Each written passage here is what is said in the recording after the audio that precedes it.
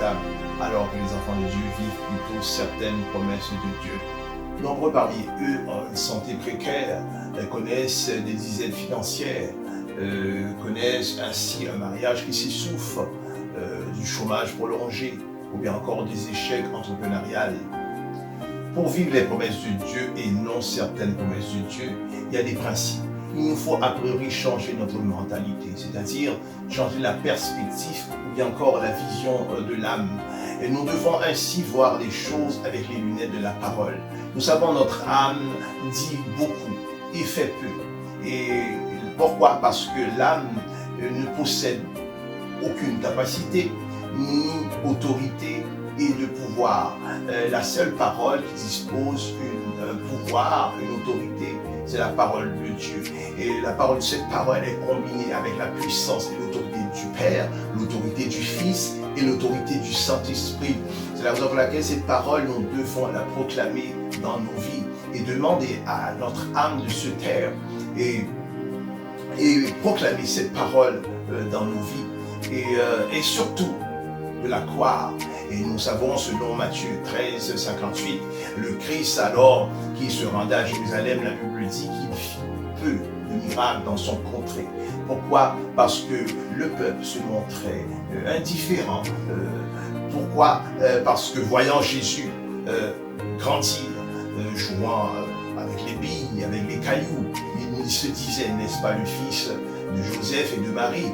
Alors, il avait cette indifférence pour certains. C'est la raison pour laquelle le Christ a fait peu de miracles.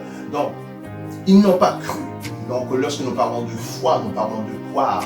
Nous pouvons croire à plusieurs niveaux. Il y a des gens qui arrivent à croire un peu, croire moyennement, et d'autres croire beaucoup. Et ceux qui croient peu ont peu. Et ceux qui croient beaucoup ont beaucoup. Et c'est ainsi que nous devons croire à ces paroles. Nous ne pouvons pas nous limiter simplement à la proclamer, mais nous devons croire à ce que nous proclamons. Et nous allons voir quelques temps après. Il peut être 1 mois, 2 mois, 6 mois. Nous allons voir ce que nous avons proclamé de se matérialiser dans nos vies. Si nous savons, selon Jean, il est dit qu'au commencement était la parole. La parole était avec Dieu.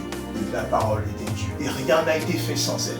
L'Éternel dit à Josué, selon Josué 1, 7, bon courage, que ce livre de la loi ne sera point de ta bouche, médite-la jour et nuit.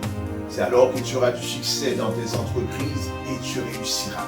C'est ainsi, mes chers amis, que nous devons proclamer, nous devons déclarer cette parole. Nous allons voir quelques temps après.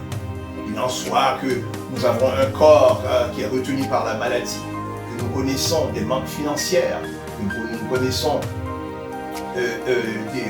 des échecs dans nos vies. Et nous allons voir ces paroles que nous proclamons jour après jour se matérialiser dans nos vies. Lorsque nous proclamons la parole, c'est que nous appelons le surnaturel à venir dans le naturel. Donc, lorsque les anges viennent, c'est le surnaturel.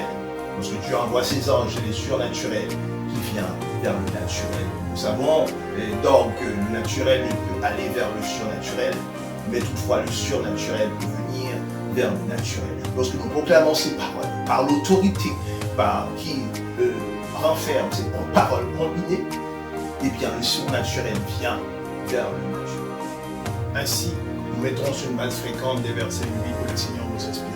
Vous pouvez saisir cela tel qu'un dépôt afin de pouvoir méditer la parole de Dieu. D'ici là,